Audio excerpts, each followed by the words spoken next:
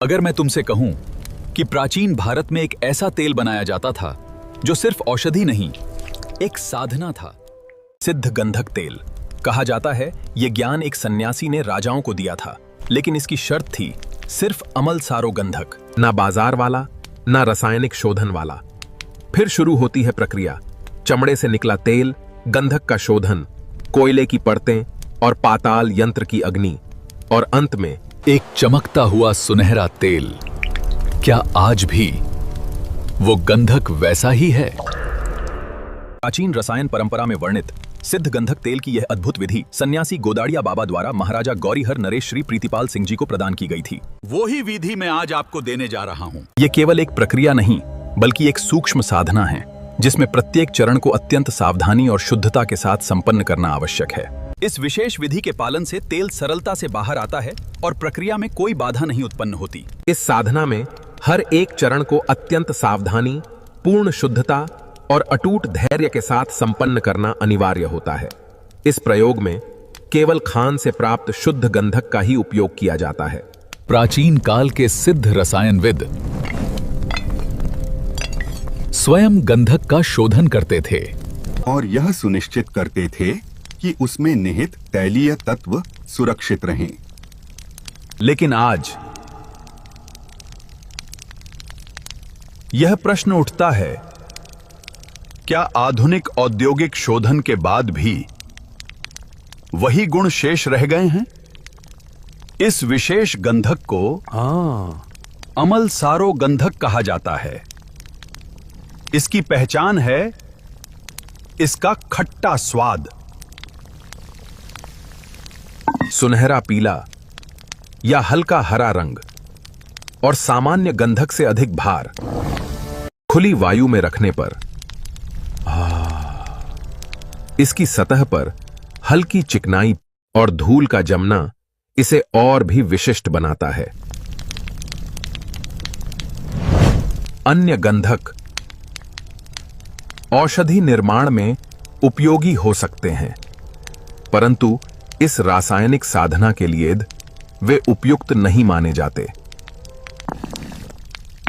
अब प्रारंभ होती है विधि। प्रथम चरण में पुराने चमड़े को छोटे छोटे टुकड़ों में काटकर उसे दूध एवं गर्म जल में उबालें। उबालने के पश्चात उसे पूर्णतः सुखा लें। इसके बाद आसवन यानी पाताल यंत्र की सहायता से उस चमड़े से तेल निकालें। यह तेल आगे गंधक को परिष्कृत करने के लिए उपयोग में लाया जाएगा। अब इस तेल को शुद्ध गंधक में मिलाना प्रारंभ करें। तेल को धीरे धीरे मिलाते रहें जब तक कि गंधक उसमें उपस्थित अशुद्धियों को शोषित कर शुद्ध न हो जाए।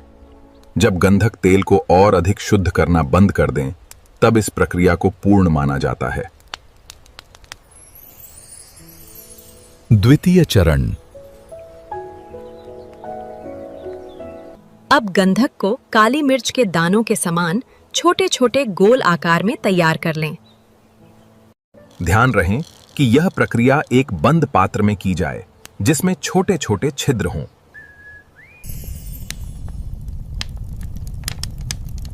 अब मिट्टी के हांडी से एक विशेष पात्र तैयार करें। प्राचीन रसायन शास्त्र में पातन यंत्र एक ऐसी अद्भुत प्रक्रिया है जिसमें तत्वों का सार नीचे उतरकर दिव्य तेल का रूप लेता है। आपको इस पातन यंत्र की सहायता से इस गंधक का तेल प्राप्त करना पड़ेगा। इस पात्र के भीतर सबसे पहले कोयले की एक परत बिछाएं, फिर उसके ऊपर गंधक की गोलियों की परत रखें। अंत में उस रिक्त स्थान में 1 तोला पोटेशियम आयोडाइड डालें। फिर पात्र का मुख सूखी नीम की टहनियों अथवा तांबे के तार से भली भांति बंद कर दें। अब पाताल यंत्र विधि के अनुसार इस मिश्रण से तेल का निष्कर्षण करें। जब संपूर्ण मिश्रण शीतल हो जाए, तब प्राप्त तेल को एक स्वच्छ कांच की बोतल में सुरक्षित भर लें। इस प्रकार सिद्ध गंधक तेल निर्माण की यह एक पूर्ण क्रिया संपन्न होती है। अब दूसरे चरण में ध्यान दें। सबसे पहले सीसे को मोर के पंखों की सहायता से शुद्ध करें। मोर पंखों का गुच्छा बनाकर उसे झाड़ू का रूप दें और सीसे को कढ़ाई में पिघलाकर उस पर घुमाते रहें। ध्यान रखें कि मोर पंखों का वजन सीसे के बराबर होना चाहिए और उसे घुमाते हुए हल्का जलाएं। जब सीसा कालिक से मुक्त हो जाए तो उसे छान लें और उसमें 1 तोला हिंगुलोथ पारा मिलाएं, अर्थात ऐसा पारद जो हिंगुल से प्राप्त हुआ हो और कम से कम अष्ट संस्कारी हो। अब 1 तोला शुद्ध सीसा जो हमने मोरपंख से शुद्ध किया है वो, और 1 तोला सिंगरफ का पारा, दोनों को आपस में मिलाएं। जब ये बारीक हो जाए तो इसे लूनी भूति के रस के साथ 3 घंटे तक पीसें और गर्म पानी से धो लें।